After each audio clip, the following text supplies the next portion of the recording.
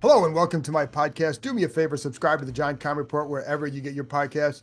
If you're watching on YouTube, hit that like button, hit that subscribe button. You can find us there as part of Ampire Media, AMPIRE. Always much appreciated when you tune in. And don't forget, you can read my work on ESPN.com. I'll have a story up Saturday, I guess today, on Jayden Daniels and how he leads the NFL in touchdown passes that have a completion probability percentage of 30% or less. Did you get that? In other words, he comes through on some of the toughest throws. He actually has 5 that have a 30.4% chance for completion or less. He has 5 of those, 4 under 30%, leads the NFL. So pretty impressive stat by him. So I went through each of those and kind of explained why, et cetera. So read that on ESPN.com. Also, some programming notes. We'll be back after the game, Sunday's game against the Giants, with a review of the game and what happened, talking about the game. So that will be up Sunday night, both in the podcast and on YouTube.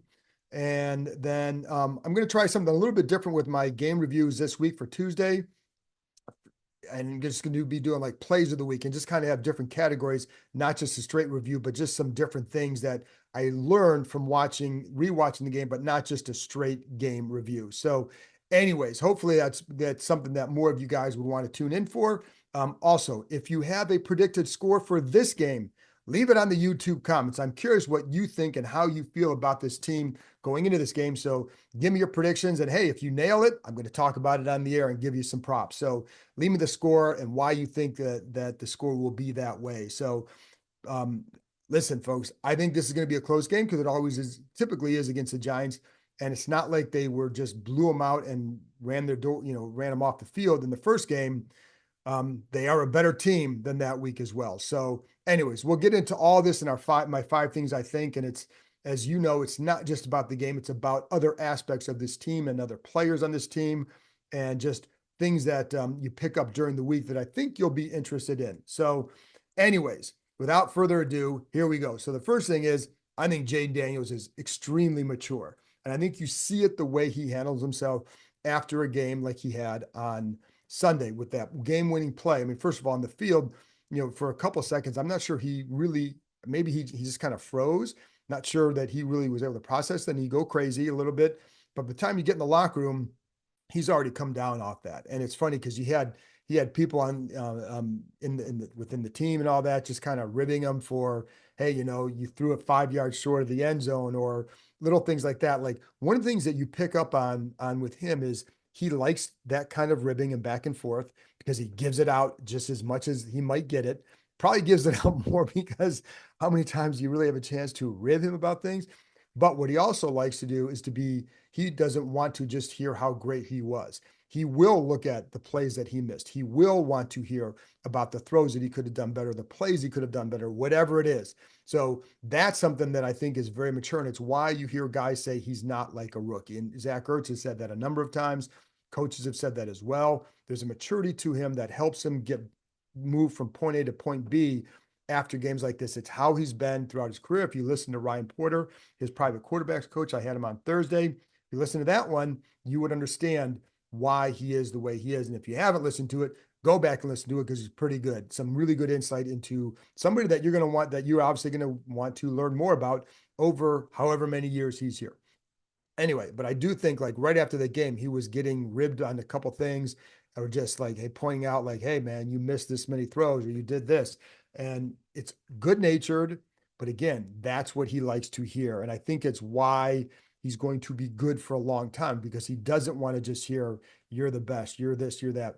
He does want to be coached. He wants to get better. The goal here for him, again, I've said this before, it's not to be 6-2, it's to come here and win and to be really good. And you don't get that way by going in there and just basking in the glow. Now, I think a game like that, you would kind of understand everybody on Sunday night feels pretty good as they should have, but how do you move on? And if you don't move on quickly, then I think you're in trouble. So, and it's funny because one of the things, this is a little bit of a segue here, or a little bit of a swerve here within the Jayden Daniels portion, but I think this is a mature team. You've heard me talk about that a lot, but I'm an Ohio State guy, and Terry McLaurin's an Ohio State guy. And one of the things I remember talking to him about in 2019 when he got after he got here, is after I got to know him, like, what the hell happened to you guys against Iowa in 2018?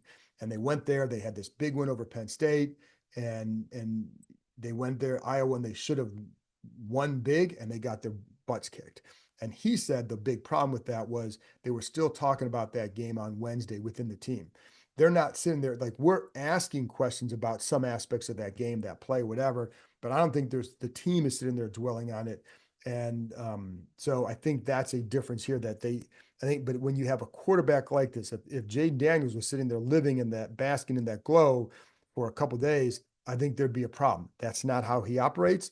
It's on to the next for him. And when he says that, he genuinely means it because that's his process. So that's a big plus for them in the locker room. It's funny because even in the locker room, I told you before, but he's a very vocal presence, and he loves. He and Bobby Wagner get along really well.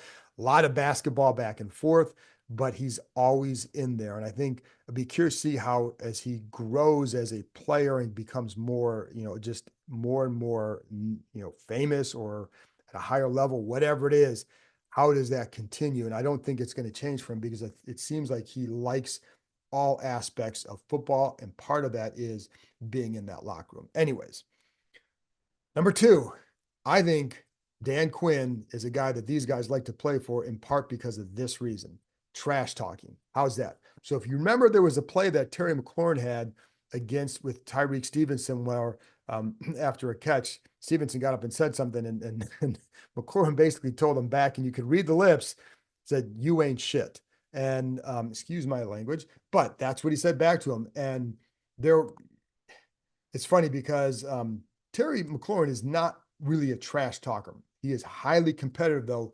And if you're going to come at him in a game where it's competitive, he is going to come back at you, not so much as a trash talker, but as a competitor. To me, there's a difference. Trash talkers are constant, constant, constant, constant.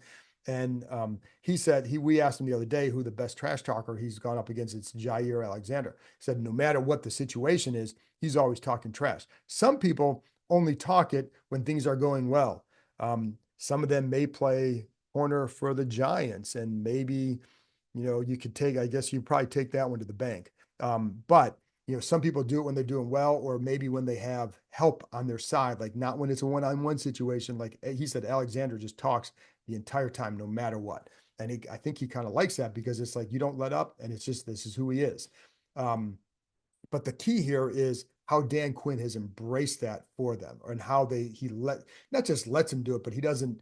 Some coaches may not want guys to do a lot of that because they're worried about the penalty, they're worried about this or that. With Quinn, he said that he came up to him on the sideline after all that and put his arm around him, just basically referred to, you're a dog. In a nutshell, he's like, you're a dog. And he loves that stuff. Like Quinn, I think, encourages that. And McLaurin was saying that the Dallas defense under him, he said they were all like that. They were all nonstop, all talk, and they backed it up. But they played a certain way, and I think because of that, that philosophy or coach embracing that ability to do that, I think it allowed them to just have a little bit more fun and maybe just be more of who they are. And football is a game where you can talk, but McLaurin was saying, like, all their entire defense would be talking, and only like one or two guys on Washington would be talking. And it's got to be kind of weird. I wouldn't say intimidating, but it's certainly, if you have a defense that's talking like that, what is their belief that leads them to do that? So now they have a couple guys here: Dorrance Armstrong, Dante Fowler. Like, those guys are here now. They have a lot of energy on that defense, and I think that translates very well. But it goes back to me, Dan Quinn embracing that ability or that desire for players to be that way. And if you don't have that, and if some guys want to express themselves in that way, and you have to be careful because there is a line, like, they haven't had any issues with it, so you haven't seen any issues with it. But if you start to, like, there's a difference between being undisciplined but also a trash talker, right? And not that you just go, you trash talk, but you're not. I think what he liked about the McLaurin one is not so much that he's talking trash, is that you don't back down. That's the whole thing. And I think that's maybe a better way to put it, is not backing down, versus, because in that instance, it wasn't about trash talking. And you do say something that's an insult. That's more about not backing down. Like, guy gets in your face, don't back down. There's no penalty, no threat of a penalty. It was just a boom, gone, right? Now, if you start pushing, you start doing that stuff, Now you have an issue. So that's when you have to walk the line as a coach and just decide, like, what do you want your players to be able to, what are you going to allow them to get away with? But again, if you're just expressing yourself and you're out there playing hard, and the best way to show that is by playing hard, that's what they're doing right now. They're playing hard, they're playing physical. With that comes a lot of confidence and just not cockiness, but just a strong belief in what you're doing and letting people know it. And I think that's, they certainly are enjoying that for sure. So yeah, I think that's a good thing. So number three, I think Johnny Newton and Phil Mathis, how are you gonna do it? He says to call him either one. So Fedarian Mathis, I think those guys are being a big help. And we know that what Johnny Newton did last week had it coming off his best game. So I'm going to talk a little bit about him first. So that one of the things he said that, and I talked to him for several minutes this week, a lot of others did too. I had talked to him just by myself for a few minutes. One of the things he said is that first sack that eventually was ruled a sack, but it was initially a tackle for loss, gave him a lot of confidence. And it's funny because it wasn't like it's a screen pass, so you are getting in there. They're going to let you in, right? So you're not running to the ball. But it really more or less what he said is it settled him down and again, provided him that confidence and allow him. Once you get that, you start to settle. Like that's what these guys want. They want to get those sacks.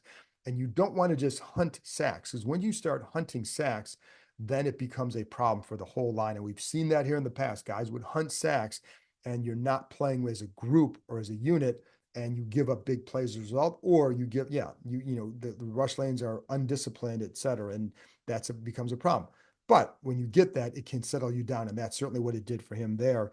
And, he feels like he's playing faster. And it's funny because I thought he took a jump from the Panthers game to this one. And part of it is just making plays.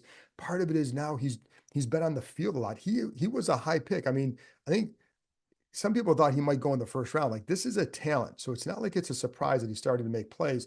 He just needed reps and experience.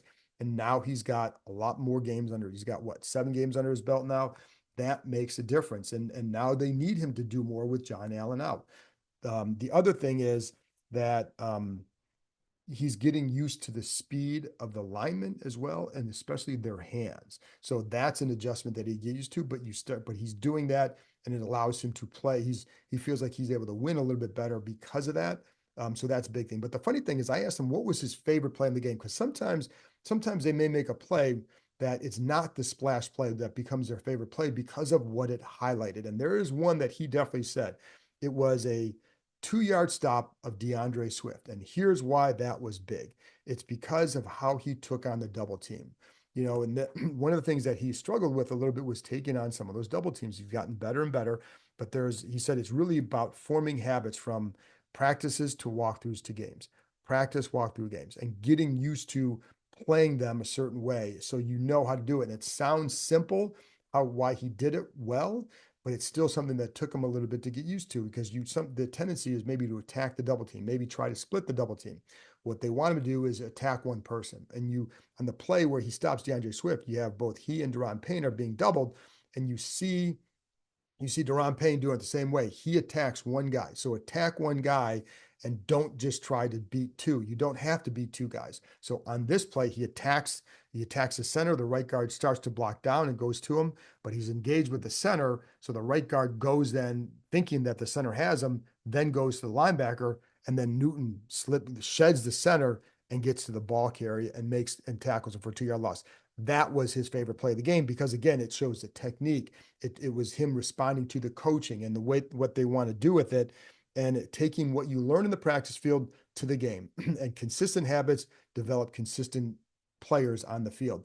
That's why I think that's why he said that play mattered to him so much, is because of all those factors. The other stuff, you can make a play, that it's a talented thing, but when you did something right like that, like that's not always something that's going to get you. The 2-yard stop is not going to get you the highlight play, the sack, the fumble recovery, those get you on the highlights. This one, though, wins you a lot of praise from teammates and coaches because you did it the exact right way. Because you could make a play on some of those other ones and maybe have played the wrong technique. You just get in the right spot. This one, it worked because of how he played it. And then you got Fedarian Mathis too. And it's funny because I didn't have him on the final roster. And I thought it'd be either he or John Ridgway. Well, they traded Ridgway, so then it naturally that Mathis was going to make it at that point. Until then, I thought Ridgway for the first few weeks of camp, he was working ahead of him. I felt he was better than him at that point. And then midway through, something just seemed to switch for Mathis. And you start to see him make like, okay, he's starting to show up more. And I think it was like the last preseason game, maybe, or the second one, where he's starting to show up more. And you saw that more in practice as well.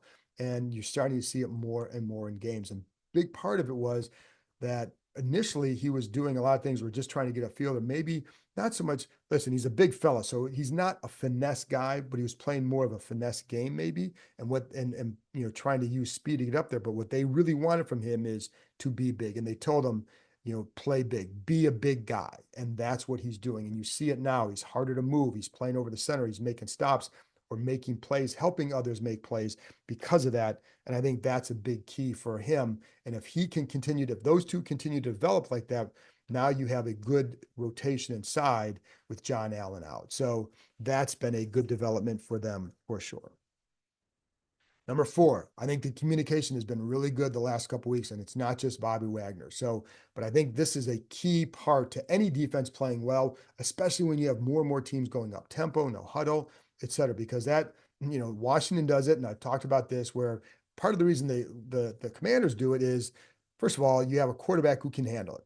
All right. And then they go into different formations, but it forces a defense to communicate well, test their communication skills. So you can go no huddle, give them a look, motion out of it, test their ability to communicate. Do all these guys get it? You can go no huddle and run, as we talked about last week, run the unbalanced lines. Do they all get it? Maybe a few guys adjust, but do they all see it? Do they all get the adjustment? Because if you don't, now you got a big cutback lane. And that's what was happening. So you see that. So that's why, and it's also regulate the defense. But what Washington did really well last week, and I think this is a credit to their ability to communicate, is when the Bears would be in those situations where they wanted to go no huddle to try and regulate the defense, get them into a static coverage, right? That they were able to continue to switch up and succeed because of their communication skills. It's Bobby Wagner, it's Jeremy Chin, but it's also others in the secondary as well. So there were a couple of times where you'd see Chin and Bobby Wagner would communicate late in a snap because something may have changed. So you got to turn and communicate, and they get it and they relay it, and boom, you go make a play. So, but the other thing is, I give credit to the secondary as well because they had a hard time against Baltimore with doing that. And so initially it would be verbal calls, right? They verbal calls with some hand signals. That's a key point. So some hand signals, verbal calls, you need to acknowledge it so you can pat your helmet, maybe pat your side to acknowledge that you got it. Then they moved on to, okay, sometimes guys, as Quan Martin told me a couple weeks ago, sometimes guys are just really locked in and they may not hear it because they're so locked in on their assignment or their guy, whatever it is. So you shout out their names. All right. So you get their attention by doing that. But does that get to everybody? So what you've seen more and more, and especially last week, are the hand signals. So now they have hand signals for all these defensive calls. That also makes a difference. And I saw it a couple of times last week where Mike Samerstill and Noah Benogany in particular, where there may be a late motion. I see Samerstill motioning to Benogany, who then gestures back. And it's funny because this time the Bears motion to a bunch, late motion to a bunch formation, and the defensive backs handled it perfectly because of the communication. So when you get that, now you can cut down on your mistakes. And there were a couple times in that first Giants game where I felt like that was a little bit of an issue with Malik Neighbors. There are some other bigger issues for sure against him, but a couple times, but the Ravens game for sure. But since then, it's been better, and they've worked to improve that. And we know what Bobby Wagner puts into it. And Joe Witt was talking about how he's in there, or maybe it's Dan Quinn or Joe Witt talking about how Wagner's in there so early on a Tuesday watching the film, and he'll bring the other linebackers in, and that doesn't always happen here where you get the groups watching a film. There have been some years where these groups do not watch together because it's just not that kind of a team. You don't have that kind of leader in the room. And when you do have that, it makes a big difference. So, and that's what they have in Wagner. But I think Luvu is also embraces that. I think the other ones too. So this is going to pay major dividends for guys like Jordan McGee down the road, as well as Luvu. So I also think it's why this is getting ahead of myself. But man, if Bobby Wagner wants to keep playing, I don't know how you don't offer him a contract next year But that's down the road, see where things go. But it's why that guy is so invaluable. And he even said that sometimes, like, you can watch at home on your iPad, and sometimes he'll do that. But he likes watching it on the laptop. He likes watching it, so that's at the facility, and that's why he comes in. But there's also benefit. Like, he can go talk to Joe Witt about, hey, this run series or this thing or these run packages, whatever it is, and they can talk together. And that's important because that communication led Wagner in the game the other day to make certain calls where he had to make a call on the field. So you got to think like a coach on the field, but he made the proper call, and it's because like that communication with Witt, which is what it's supposed to be. But to have a guy who like not only can communicate like that, but then make it in the heat of the moment, make the right one, get the guys in the right spot, and then have the play work. That's different. And so that's what the value of Wagner is. But all that communication stuff is partly why I think this defense is improving and why it can get a little bit better. Now, is it, they still don't have, there's still some holes there. We know that. But if you can do all these other things right, you're able to max out with what you do have and play better because of it. So, but again, like I think the secondary is doing well with it. Like I said, Quan Martin does well with that too. But I think having guys like Samra still, and we've talked about this, like the part of the reason why he can move from inside to outside is because just how smart and competitive he is. Like, I don't think he's the kind of guy that's going to say, I can't do that. Right. I think if they asked him to play linebacker, he'd probably say, okay, and he'd go learn it. But, because I don't think many guys that size stick their nose into the play as much as he does. And Igbenogany is like that as well, but not to the same level as Sam still. But when you're smart and competitive, they can put you in a spot and they know they can at least trust those aspects. And then you communicate so you know what you're doing, whether or not you succeed in it, they know like he's going to play it right, and then it gives you a better chance. So, anyways, number 5. I think this will be a tougher game because it always is in the Meadowlands. Now, this is a different team, meaning Washington. So let's go back to that first game. I mean, it's 21-18. They moved up and down the field, issues in the red zone. I think the Giants do enough on defense that are going to cause problems for Washington, enough to maybe keep that game closer than you would like. This is a game, get the W, get out of town, and keep moving. Like, could they blow them out? Sure. But the Giants have been playing teams close for the most part, and they've done enough. They have enough that in areas that can hurt this team on defense, especially at the defensive ends with the pressure, that I could see this being more of a pain in the ass game than anything else. But they're a better team. They should win this game. We know that. Weird things happen in the Meadowlands, but that's the past. And I think when you look at this team, like they're not they're not haunted by the past. Like they're making their own little run at whatever history they want to create, right? But I do think that this could be a little bit of a problem. Like, consider this: like the Giants have scored 10 touchdowns this year. Three came against Washington in that first game. They didn't have a kicker to make the extra points, and the field goals, et cetera. So that certainly factored into the game. Commanders could have put that game away if they had handled the red zone better. We know that too. So there's that back and forth. If the Giants had this, well, if the Commanders had done that, if they don't have all these penalties, then you're looking at a different game. And so I think that's something to keep in mind too. Washington, here's a funny stat. Washington averages more points per game in the first half than the Giants do for an entire game. Daniel Jones has been awful in the Meadowlands. I think he has one touchdown pass there or something, or the team has one touchdown or one touchdown pass in the Meadowlands in the home games this year. Really kind of bad. Oh man. The Commanders had 8 runs of 10 plus yards in the first game. That's a season high allowed by the Giants. So now Brian Robinson had a few of those, and a couple of those in the short yardage situations. When he just kind of broke out of the pack. But I think they can run on this team, and that's to me what you need to do. In the last 4 weeks, some other numbers. The last 4 weeks, the Giants defense has allowed 6.2 yards per carry. 6.2 yards per carry. That's horrible. That's where Washington has to hurt them. And it's funny because the Giants have some good talent on that defensive line, but they're not a good run stopping defense. So and that talent starts with Dexter Lawrence, but I'll get to him in a minute.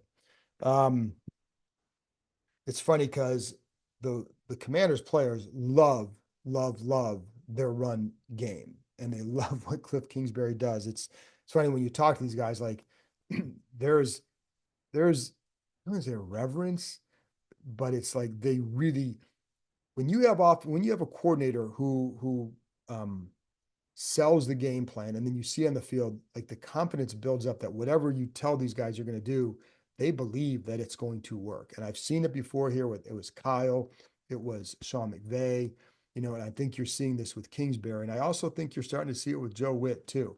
And I don't want to shortchange that guy at all, because like this is now a top half defense. And yeah, they've played some weaker offenses or teams or quarterbacks, but so do all these other teams that are in that ranking area. Like not many teams are playing high level quarterbacks all the time. And sometimes when you do, you rank a little bit lower. When you don't, you take advantage and you get up higher. But bottom line is, this is now a top half defense, and so they're in a really good spot because of that. And if you're a top half defense, you handle your business on Sunday. Um, I think so. There's a couple things that I think really work for this run game well, and why they feel like it so much. First of all, you have five guys in that line who can pull. And by the way, Brandon Coleman's going to play. Cornelius Lucas is not going to play. And for those wondering, Frankie Louvu was on the injury report this week. He's going to play. And any updates that may happen will be on Saturday, but there's nothing really that we have to really worry about unless something pops up out of nowhere. But Louvu will play, Lucas will not. And everybody else is going to be good to go. But they really like that they can have all five guys pull it, add some diversity to how they're pulling action and what they do. That's one thing. And I also think, I was talking to one lineman who said that one of the keys for them is the way they practice. Now, because of CBA, teams cannot go out there and do all this padded work on the run game. And there's a belief that that's partly why the run game kind of faded.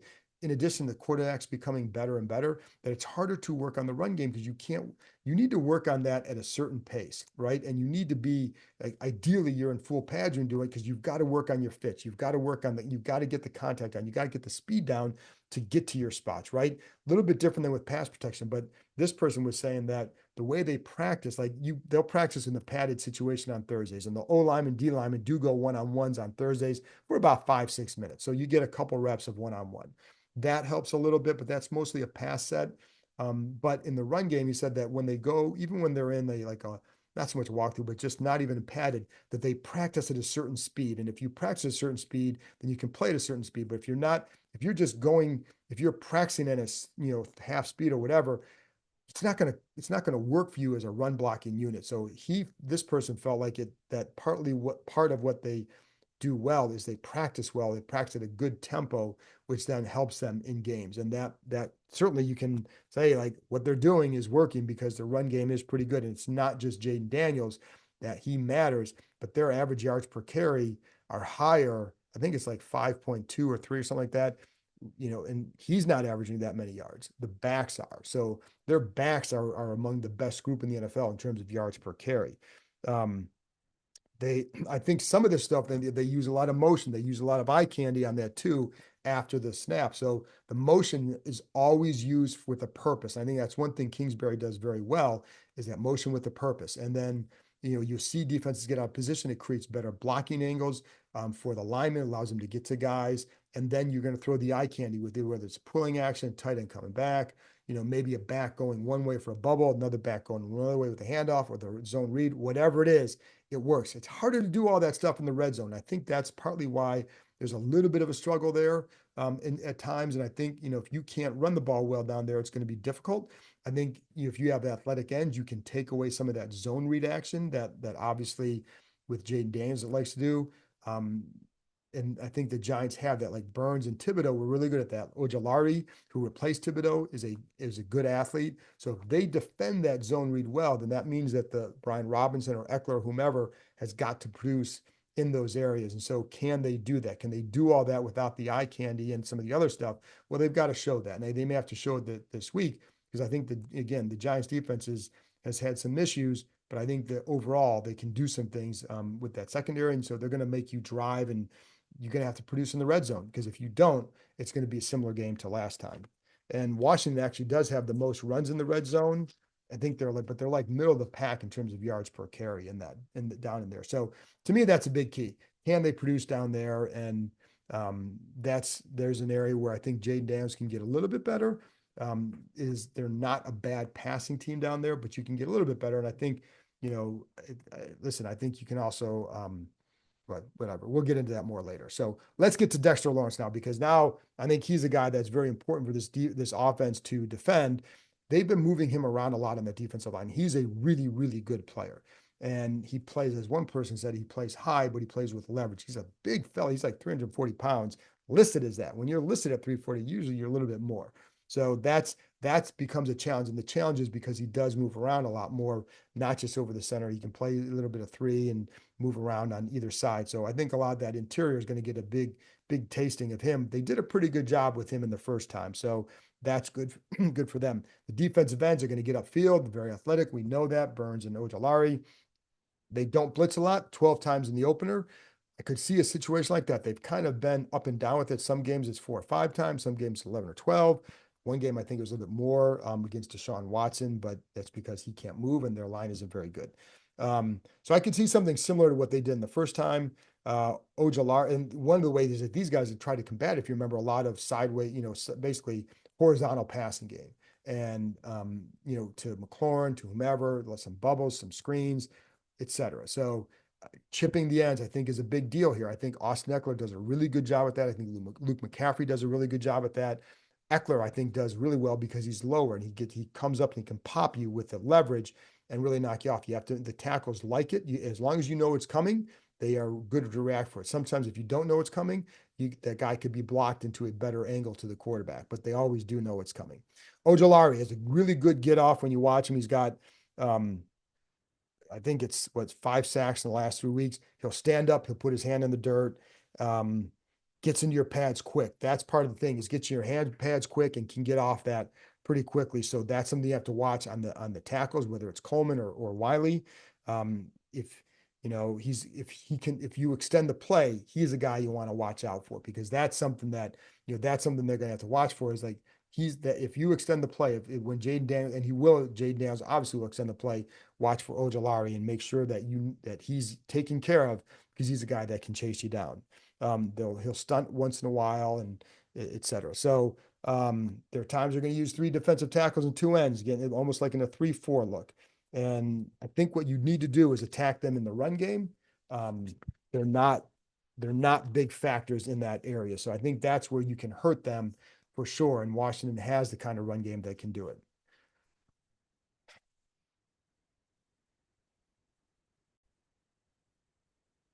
Oh, by the way, one thing I forgot to mention when I was talking about how these guys practice in the run game and all that, is that the way they coach the scout team and how they want a really good look from the scout team, and they tend to get it. So they want guys to move the way that the other team's going to move in a game. So they'll get the scout team and they'll scout the scout team, and or scout the other team and pass that information to the scout team to give them a better look, just so they're not just out there in a spot. And so that way they react the way the Giants defense, for example, would react. And so if you get that, you get a better look. If you're not coaching them well, then you're not going to get that. But they feel like that scout team is coached pretty well, which then helps to prepare for the game. So anyways, let's get to the other thing is the Giants are a heavy zone team with their defense and backs. In the past, you remember they were a lot more man.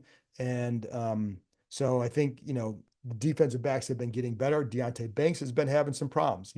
He likes to talk. He likes playing against these guys and loves to run his mouth against these guys. But he's been playing very consistent. I think he's the kind of guy that if you can create a negative play for him early, you're going to take his head out of the game. That's what I think the belief or the hope is. So, and then safety Jordan Pinnock is a good playmaker for them in the secondary. Giants offense, it's Tyrone Tracy, man. That he's been a really good running back for them. He was in the concussion protocol. He's going to play. He is really good and patient and pressing the hole and cutting back and playing with vision as a running back. So he can get through there. He had a 45-yard touchdown, I think, against the Steelers last week, where it was all about that patience, visions, cut. He's good at that. So watch for that. You need to make sure that there's not a good cutback lane, because he'll take advantage of that. And he's certainly moved ahead of Singletary, as Jordan Ronan told you when he was on the podcast the other day. Malik Neighbors, they're going to get the ball to him, and so do they. And the one thing, it's funny because like I was talking to someone, they said like they didn't want to say exactly what because you're not going to tell me the game plan for him, but there are tells to when they were going to get him the ball. Now, some of the tell is he's on the field. They're going to force him the ball, but they're going to get him the ball in a lot of different ways. And it could be off jet, it could be off of screens, it could be off down the field. But the big key, and I talking to St. Just about this, the key is you got to tackle him because Mike Davis had a couple times in that first game, didn't tackle him.